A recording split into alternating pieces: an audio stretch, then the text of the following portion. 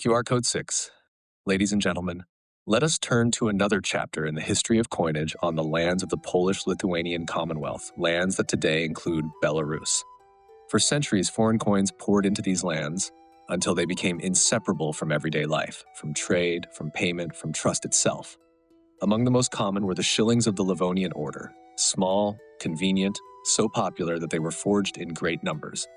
Records tell us that in the mid-16th century, in Polotsk, a secret mint produced whole batches of false shillings. Now, under number 22, look closely. You will see a silver solid from Swedish Livonia, minted under different monarchs, even Queen Christina herself, the last of the Vasa dynasty. By the 1690s, Prussian coins dominated the Grand Duchy of Lithuania, 6 grosch pieces and orts. In Showcase 18, 2 examples remain. On the obverse, the stern profile of Friedrich Wilhelm I of Brandenburg.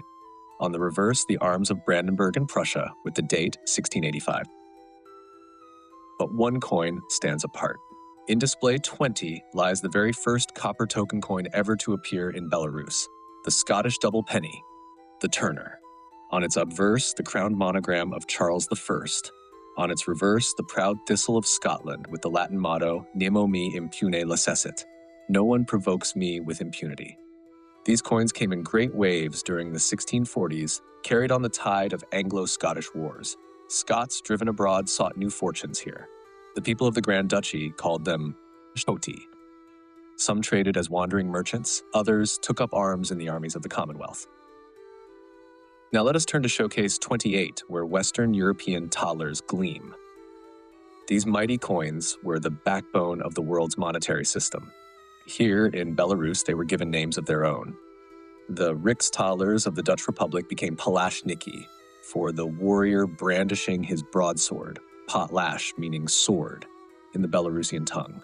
The Leeuwin thalers were called levki, lions, for the proud beast rising on its hind legs. The Patagons of the Spanish Netherlands became Krishovi thalers, the cross thalers, marked with the Burgundian cross.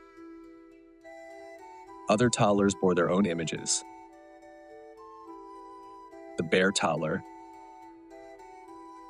the Saxon thaler with its key, the Salzburg thaler with St. Rupert and his barrel of salt.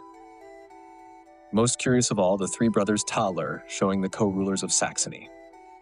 When the eldest, Christian II, took sole power, the faces of his brothers were banished to the reverse of the coin.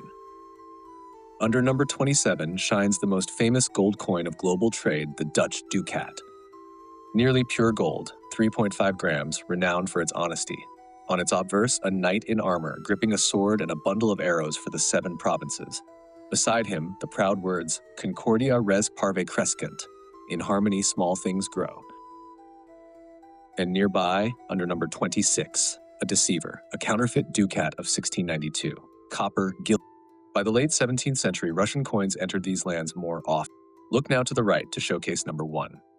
At that time, Russia's monetary system was among the most archaic in Europe. Its only coin, the tiny kopa, irregular in shape, less than a gram, struck from silver wire, hammered flat. Clumsy, impractical, it could not compare to the wealth of coinage in Lithuania, Poland, or the West.